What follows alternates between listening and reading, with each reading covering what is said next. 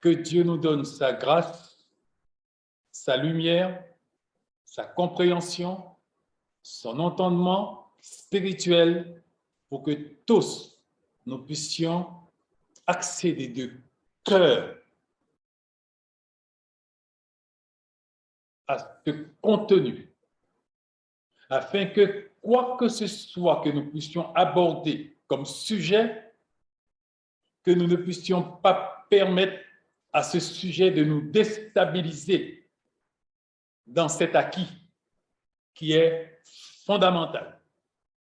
Même si demain nous allons nous entretenir de la loi, même si demain nous allons nous entretenir de la miséricorde, même si demain nous allons nous entretenir de quoi que ce soit comme sujet, nous savons là où nous sommes et nous savons là où il nous faut rester. Et plus tard, on aura ce sujet-là aussi à pouvoir aborder, méditation, osciller et unité de l'esprit. Ce sujet-là, nous allons aussi l'aborder parce qu'il est un complément à celui-là. Alors, il y aura méditation selon Josué 1,8, conduit à osciller ou au réel mouvement dont a parlé le prophète Tibi. Le réel mouvement avec Dieu, c'est osciller. Le réel mouvement, l'oscillation, conduit à l'unité de l'esprit. Et l'unité de l'esprit nous amène à opérer à l'intérieur du corps. Ce corps-là, nous savons que c'est l'espace qui est Christ. Voilà. Alors, nous allons dans la grâce. Alors, qu'est-ce que la grâce?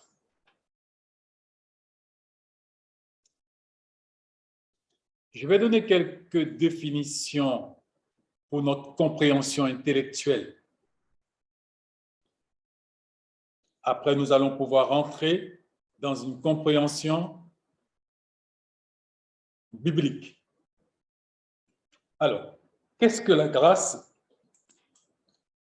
On pourra dire que c'est une spéciale faveur qui nous est donnée. Ou encore, une faveur non méritée.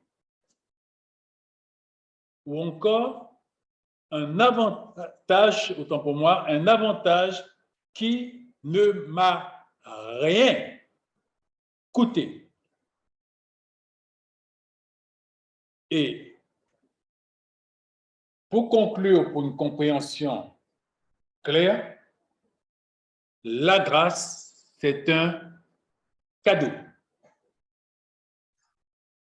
C'est pour cela que nous pouvons le définir comme une spéciale faveur, parce que ce n'est pas n'importe quelle faveur, c'est une faveur qui est suprême, une faveur non méritée, ou encore un avantage qui ne m'a rien coûté. Tout ce que je viens de dire là se résume au mot cadeau.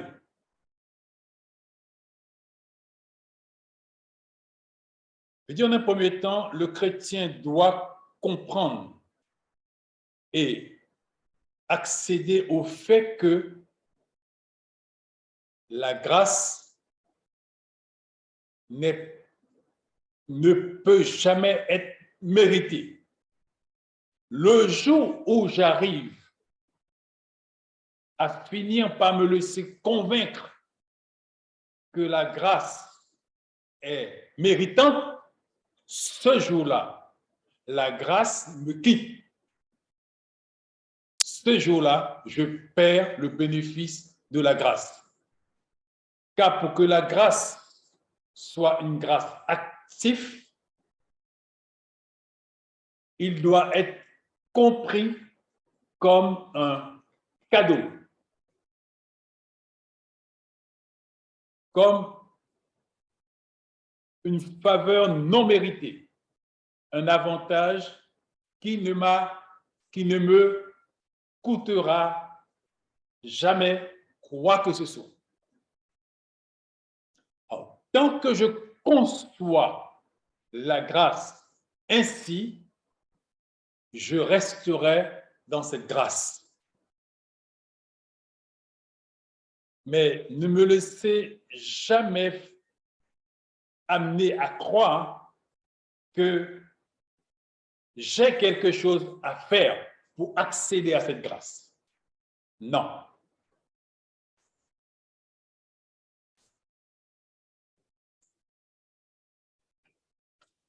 Alors, comment accéder à cette grâce?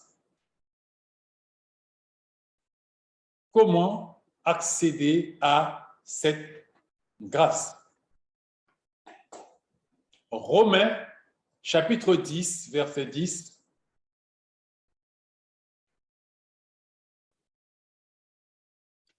C'est par le cœur, en effet, que l'on croit. Et Dieu rend juste celui qui croit. C'est par la bouche qu'on affirme et Dieu sauve qui fait ainsi. Comment vous et moi, nous pouvons accéder à cette grâce? Rappelons-nous, cette grâce, à l'origine, n'a pas été gratuite. Quelqu'un d'autre que vous et moi se l'est acquis au prix fort, car pour que la grâce soit activée, il fallait satisfaire à l'exigence de la loi de Dieu, qui dit œil pour œil et dent pour dent. Dans la loi, il n'y a pas de possibilité de compassion, de miséricorde. Toute compassion, miséricorde consentie par le Créateur, ce n'était que postponder, veut dire c'était que reculer l'échéance. Mais le verdict restait éternellement le même. Et au jour du jugement, Moïse, David, Noé, si la grâce n'était pas intervenue, auraient été jugés et condamnés. Mais pour que la grâce puisse venir à l'existence, il a fallu que quelqu'un puisse payer. Comment? En donnant une totale et absolue satisfaction à l'exigence de cette loi. Et il n'y avait qu'une seule personne qui était capable de le faire, c'était le Seigneur Jésus. Il l'a fait, il a payé de sa propre vie. Le jugement de la loi, œil pour œil, dent pour dent, est tombé sur lui. Et quand ce jugement est tombé sur lui, Dieu a commandé aux séraphins, aux archanges, aux anges, toute la race angélique du ciel qui, par solidarité et compassion, voulait intervenir pour porter secours au Fils de Dieu qui était livré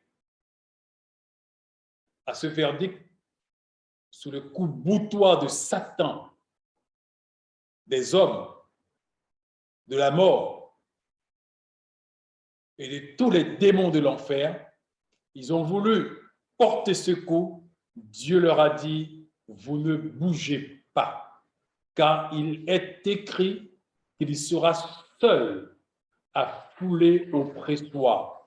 Veut dire que l'exigence de la loi dit, seul un humain pouvait payer pour les humains. Et c'était seul Jésus qui, naissant à travers Marie,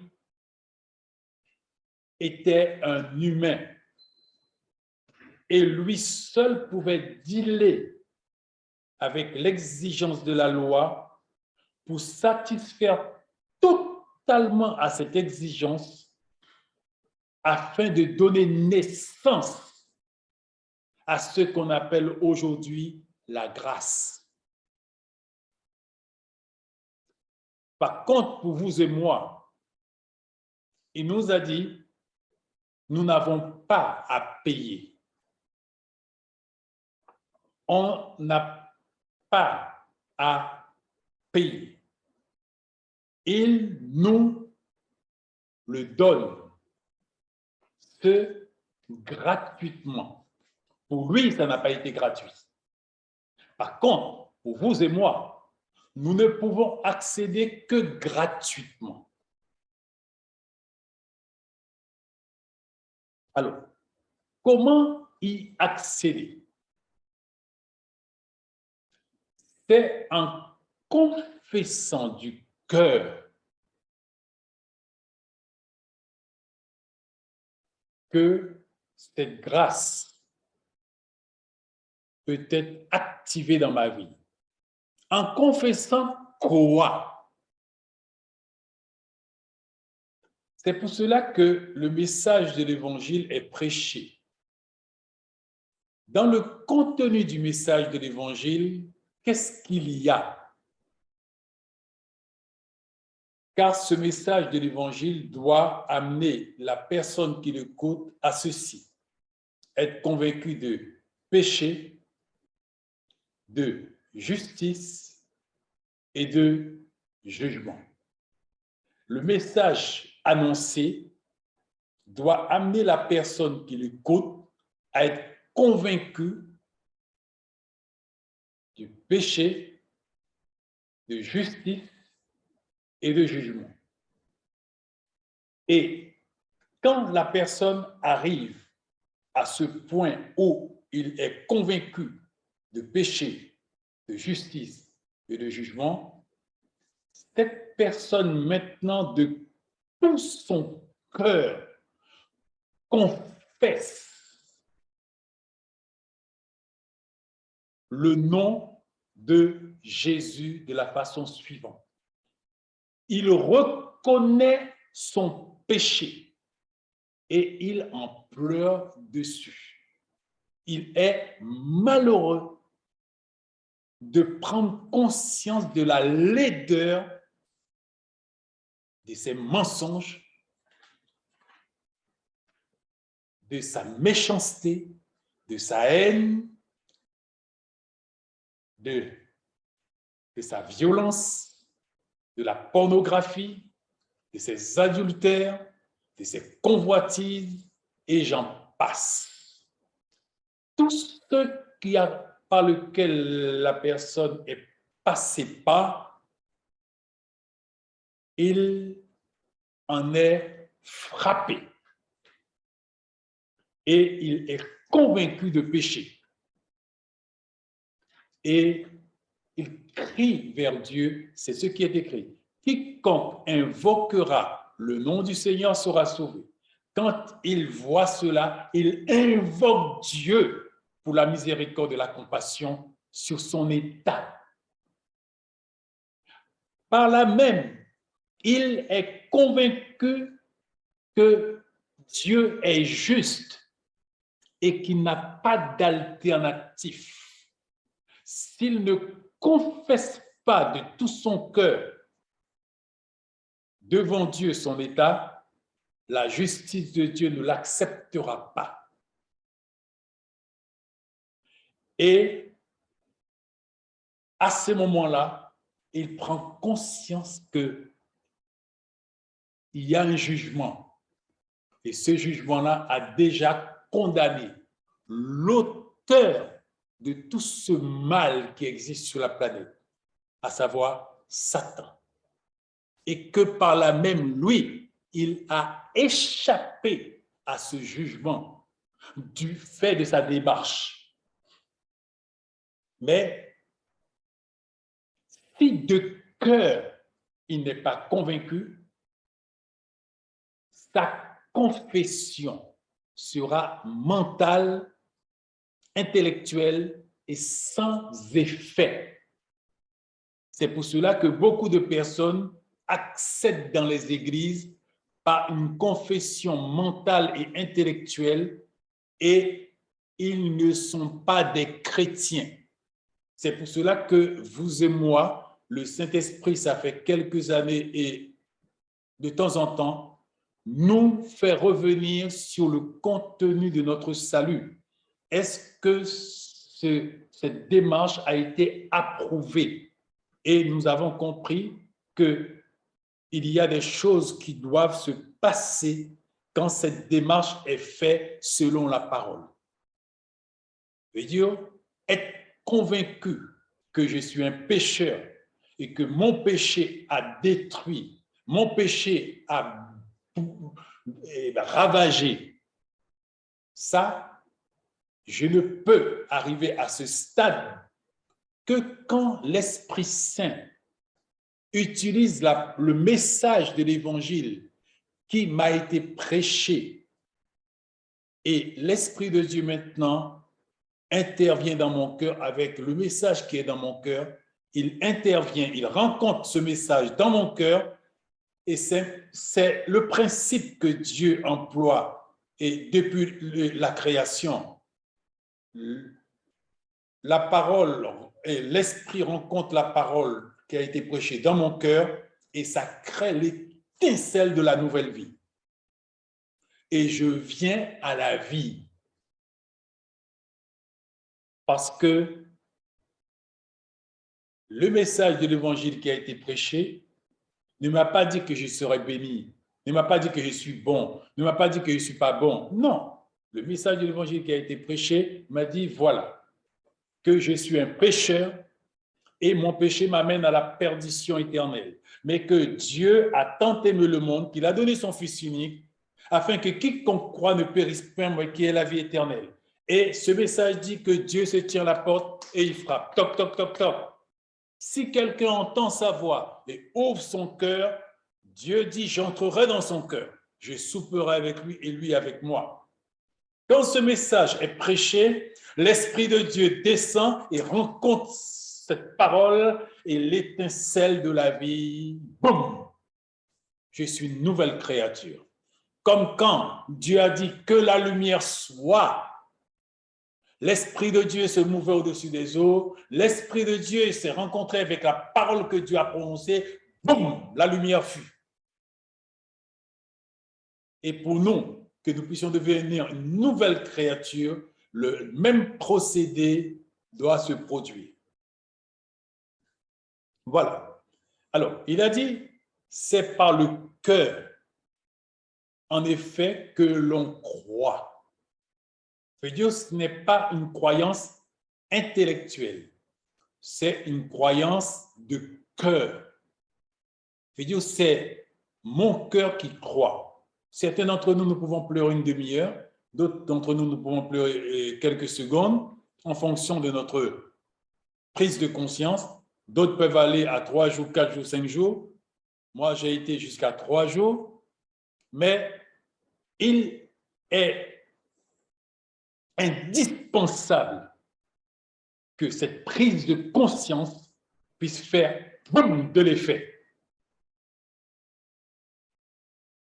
Ça m'amène à la repentance, veut dire regretter ma vie passée, et m'amène à la conversion, changer de direction dans tout ce que je faisais avant, mensonge, vol, adultère, pornographie. Je me détourne de cette voie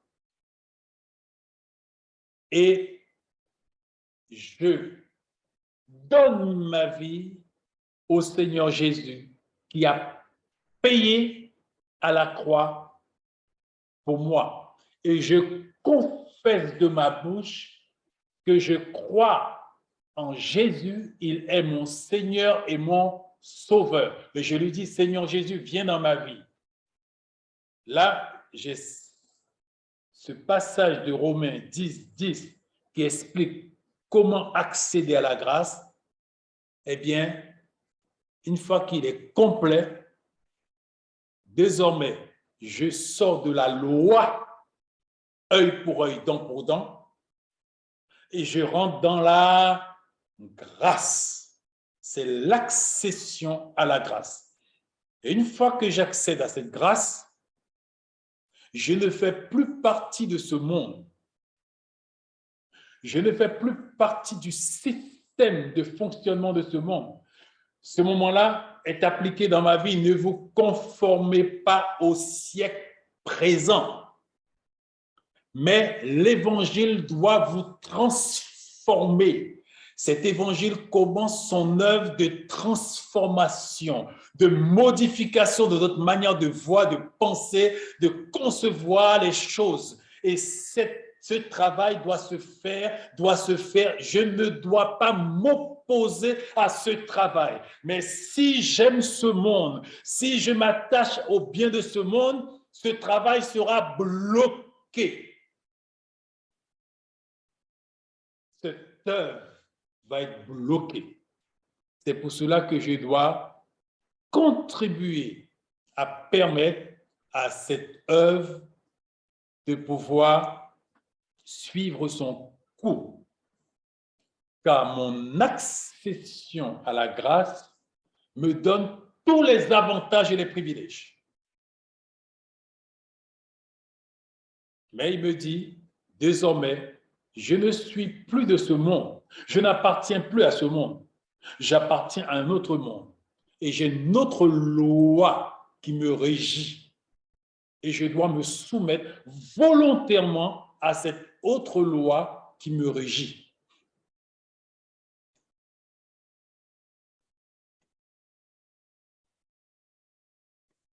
Éphésiens, chapitre 2, verset 8, « Car c'est par la grâce de Dieu que vous avez été sauvés, au moyen de la foi.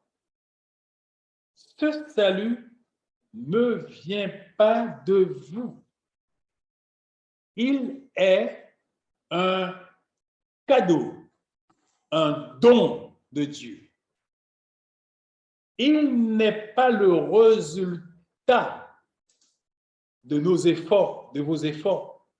Et ainsi, personne ne peut se vanter. Personne ne peut penser qu'il est meilleur que quiconque. Parce que ce n'est pas en vertu de ma bonté, ce n'est pas en vertu de ce que je suis, ce n'est pas en vertu de mon comportement, ce n'est pas en vertu de mon attitude, ce n'est pas en vertu de ce que je suis que j'ai pu accéder à cette grâce. C'est un cadeau. Le prix fort a été payé, pas par toi, pas par moi, mais par celui qui aujourd'hui se révèle comme étant être notre Seigneur et notre Sauveur, notre Dieu et notre Roi, le Seigneur Jésus. C'est lui l'auteur de cette grâce et c'est lui le consommateur de cette foi qui nous a été aussi par grâce donnée. Alors, car c'est par la grâce de Dieu que vous avez été sauvés. Ce salut ne vient pas de toi, il ne vient pas de moi. Il n'est qu'une bonté de Dieu. Il a dit, je te le donne. Reçois-le. Au verset 9, il ajoute, pour enfoncer le clou, il n'est pas le résultat de nos efforts. Si je commence à consentir à des efforts pour accéder à cette grâce fuit loin de moi. Et jamais je ne pourrai accéder à cette grâce. Parce que cette grâce n'accepte aucun effort, aucune coopération de quelque nature de ma part. Il n'a qu'une seule exigence. C'est écrit au verset 8. Au moyen de la foi.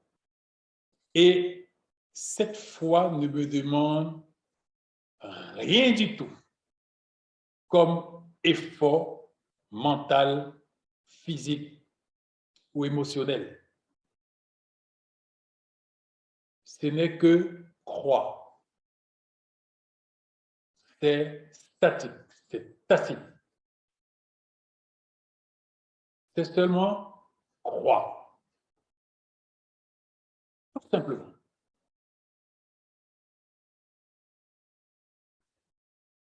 J'espère que vous allez poser des questions qui vont me permettre de pouvoir toucher les points que je n'ai pas touchés et être beaucoup plus clair que ce que je le suis actuellement.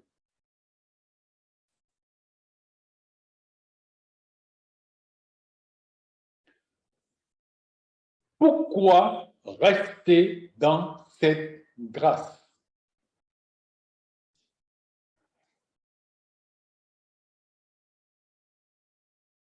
Quand j'accède à cette grâce, pourquoi il est important et indispensable pour toi et moi de rester dans cette grâce?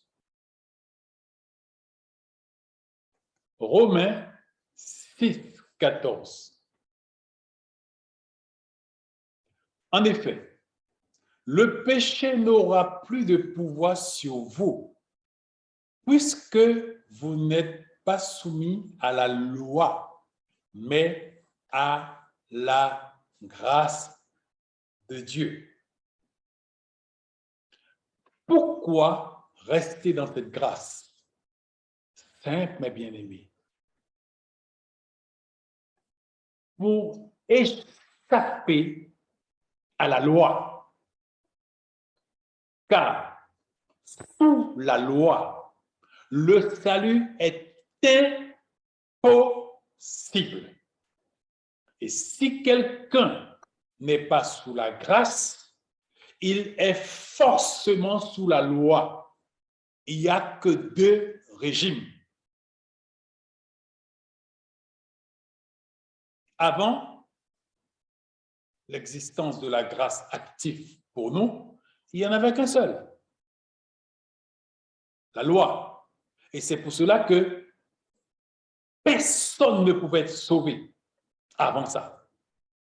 Les personnes telles que Enoch, Élie, qui a été dit qu'ils sont montés au ciel, ils n'ont pas été au ciel. Ils ont été dans les lieux d'attente. Et ils ne pouvaient pas accéder au ciel, car Dieu est saint. Et la grâce n'étant pas là, il y a seul le sang de Jésus qui peut pardonner les péchés. Leurs péchés n'ont pas été pardonnés.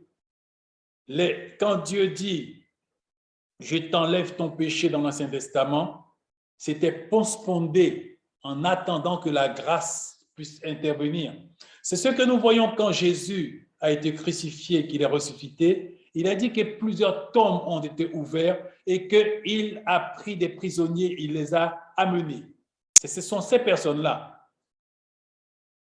C'est à ce moment-là seulement que tout ce beau monde-là ont pu passer à un autre état.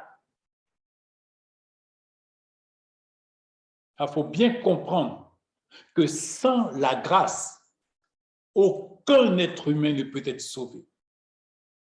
Alors, n'allez pas dire que, comme j'entends aujourd'hui même des églises qui disent que ce n'est pas parce que la personne est dans une autre religion qu'il ne sera pas sauvé. Je ne réponds pas sur ça, je ne parle pas sur ça, je crois ce que la parole de Dieu me dit. Sans le sang de Jésus, le salut est impossible. Sans l'accession à la grâce, le ciel n'est pas possible. Voilà ce que je crois, voilà ce que la Bible dit, voilà ce à quoi je m'arrête. En effet, le péché, si j'accède à cette grâce, n'aura plus de pouvoir sur moi. Parce que la grâce me donne un privilège que rien d'autre ne peut me donner. Car quand j'accepte le Seigneur Jésus comme mon Seigneur et mon Sauveur, après ma repentance et ma conversion, qu'est-ce qui se passe? Je m'identifie à Christ et je suis absorbé par Christ. Désormais, ce n'est plus moi qui vis, mais c'est Christ qui vit en moi. Voilà pourquoi la loi ne peut plus avoir accès à moi. J'échappe pour toujours au pouvoir de la loi. Le péché lui-même n'a plus de pouvoir actif sur moi, puisque maintenant, je ne vis plus sous la loi, mais je vis sous la grâce. C'est pour cela qu'il est dit que le chrétien authentique ne pêche point, car il n'existe plus pour le péché. C'est pour cela que très souvent, quand je m'exprime, je dis « accident ». S'il arrive qu'un accident se produit, provision a été faite. Je peux immédiatement éradiquer le fait de ce péché qui peut donner à mes adversaires accès à moi en créant une porte ouverte dans ma vie. Qu'est-ce que je fais? Je ferme cette porte en confessant cette faute et en demandant pardon. Le sang de Jésus purifie de tout péché. Il est toujours actif pour toi et pour moi.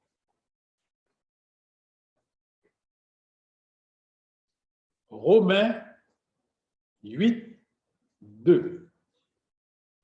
Car la loi de l'Esprit Saint qui donne la vie par Jésus-Christ t'a libéré de la loi du péché et de la mort.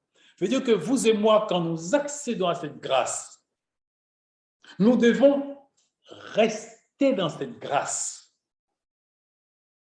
pour pouvoir bénéficier de l'effet de cette grâce, car il est écrit, si nous le renions, lui aussi va nous renier. Il va effacer notre nom du livre de vie. Voilà pourquoi le chrétien qui accède à cette grâce, il doit conformer sa vie avec l'exigence de la parole de Dieu qui est la nouvelle loi. Ce n'est pas une loi à obéir à, c'est une loi à se conformer à, car c'est nos nouveaux demeures, c'est notre nouvelle vie, c'est notre nouvel espace d'existence.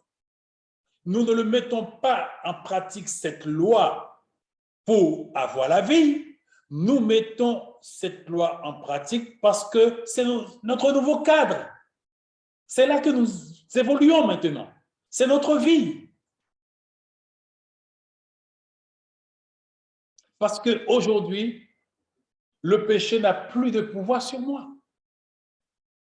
Il ne peut pas exercer son pouvoir sur moi. Parce que je suis mort en Christ. Je n'existe plus pour le péché.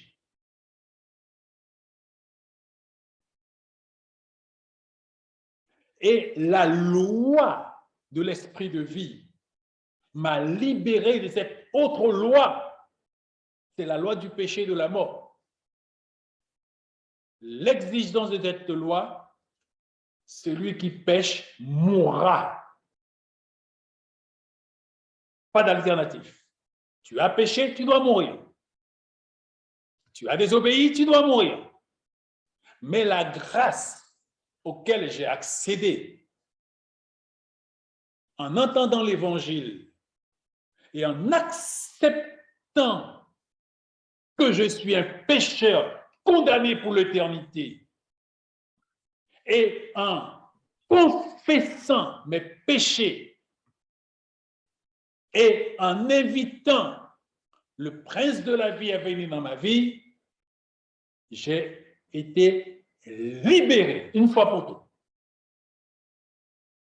de la loi du péché et de la mort. Ce que Paul dit, ne vous remettez pas sous ce joug. Ne vous remettez pas sous ce joug, car vous avez été libérés. Vous avez été affranchis. Vos liens ont été brisés. Vous êtes maintenant citoyens du ciel. Vous avez accédé à tous les trésors du ciel. Le ciel est à vous. La gloire est à vous. L'Esprit Saint est à vous. La guérison est à vous. Le bonheur est à vous. La joie est à vous. Vous avez tout pleinement en Christ Jésus. Il n'y a pas une chose qu'on n'a pas. Ce qu'on n'a pas, c'est ce qu'on ne croit pas qu'on a. Quand je vis en Christ, en harmonie avec ce qu'il est, j'ai tout, tout, tout.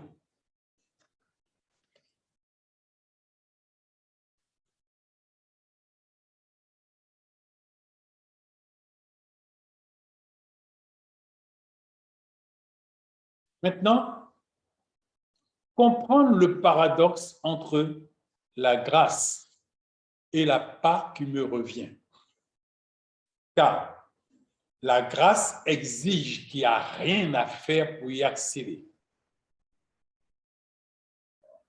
La grâce exige qu'il n'y a rien à faire pour l'obtenir. La grâce exige que c'est un don, c'est gratuit. C'est un cadeau. Maintenant, comment comprendre le paradoxe entre la grâce et on me dit que maintenant, il y a une part qui me revient. La grâce dit, tu n'as rien à faire pour accéder à moi. Je t'accorde la faveur de me posséder en échange de ta foi. Tu crois que ce que Jésus a fait à la croix, c'est pour toi, tu l'acceptes, c'est ça la foi. Eh bien, écoutez, je suis à toi. Tu accèdes à moi.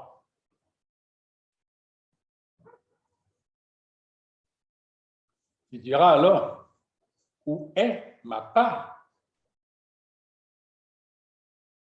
puisque c'est gratuitement qu'on y accède. En faisant quoi que ce soit, est-ce que je ne risque pas de perdre ce salut obtenu par grâce? C'est là qu'il peut y avoir confusion si nous ne comprenons pas l'enseignement de la parole. Faute de connaissance, mon peuple périt. Faute de connaissance, mon peuple périt.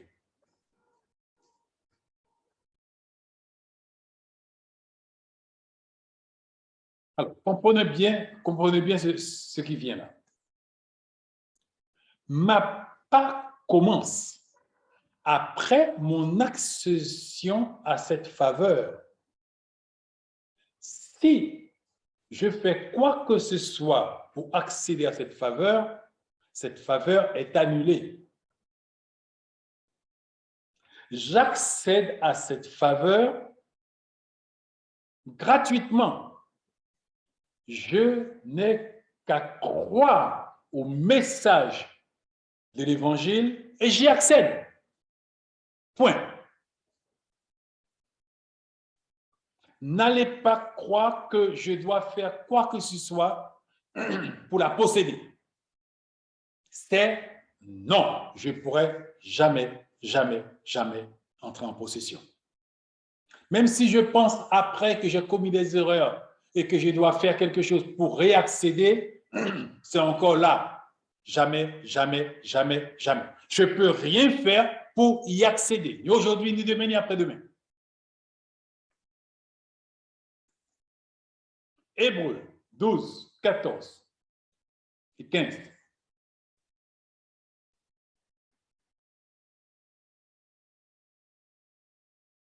Faites tous vos efforts pour être en paix avec tout le monde et pour mener une vie de plus en plus sainte.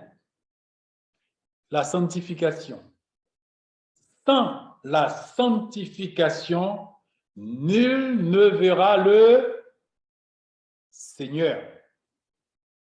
Alors, comprenez le paradoxe. Nous accédons au salut par la foi. On n'a rien à faire. On n'a pas d'effort à fournir. Mais maintenant, il dit, vous êtes sauvés. Vous l'avez, ce salut, sans mérite. Mais maintenant, il ajoute, faites tous vos efforts. Quand il est dit de faire tout son effort, à qui il parle? N'est-ce pas aux personnes qui ont accédé à cette grâce, vous et moi? Faisons tous nos efforts pour être en paix.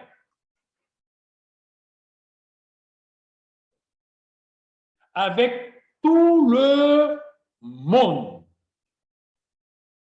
et mener une vie de plus en plus sainte, veut dire la sanctification, sans laquelle nul ne verra le Seigneur. Maintenant, chaque jour qui passe, je dois faire mes efforts pour aller vers la lumière. C'est le fameux image qu'on avait vu, qu'on sort des ténèbres et on va de plus en plus vers la lumière, de plus en plus vers la lumière, de plus en plus vers la lumière. Si je m'arrête de pouvoir marcher pour aller vers la lumière, il est dit, sans la sanctification journalière, personne ne verra le Seigneur. Mais ces efforts-là, ce n'est pas pour aller dans la grâce ou obtenir la grâce, c'est pour satisfaire à l'exigence de cette grâce. Parce que cette grâce a ses exigences. Pour rester en moi, ta nature doit changer, ton contenu doit changer.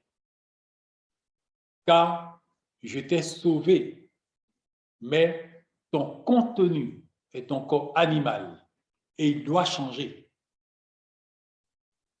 Et c'est ta part de consentir chaque jour à faire tous tes efforts pour aller dans la bonne direction.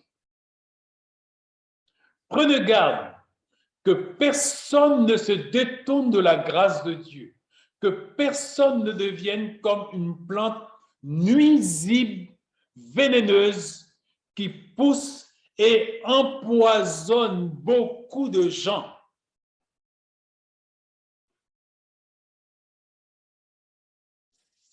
La chose qui ne subit pas une amélioration, forcément va subir une détérioration. La chose qui ne subit pas une amélioration va forcément subir une détérioration.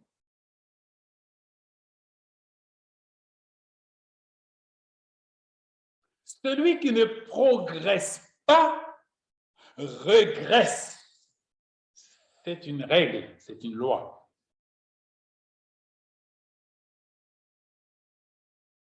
Je suis saint, dit Dieu. Il faut que vous soyez saints. Mais vous et moi aujourd'hui, nous ne pouvons pas prétendre être saints, bien que par la foi nous sommes saints. Nous comprenons que nous devons chaque jour consentir à faire tous nos efforts pour faire triompher la cause de la justice, la cause de la paix, d'être des enfants de paix, d'être des fils et des filles de justice. Puisque autrement, nous devenons une plante nuisible et vénéneuse. Ça veut dire que si nous sommes vénéneuses, nous distillons la mort. Nous sommes une cause de souffrance pour le corps de Christ. Nous contribuons à faire avancer la cause de Satan dans le camp de Dieu. Nous sommes un poison. Ça s'exprime par la jalousie, les rancœurs, la haine, toutes sortes de sentiments démoniaques et sataniques qui s'expriment dans nos chairs et qui travaillent contre la cause de la grâce et qui assombrit le ciel et l'avenir de ton entourage. Et dit la Bible à ce moment-là, ne te vante pas de quoi que ce soit, car tu es un élément qui produit la mort, mais qui ne contribue pas à apporter la vie.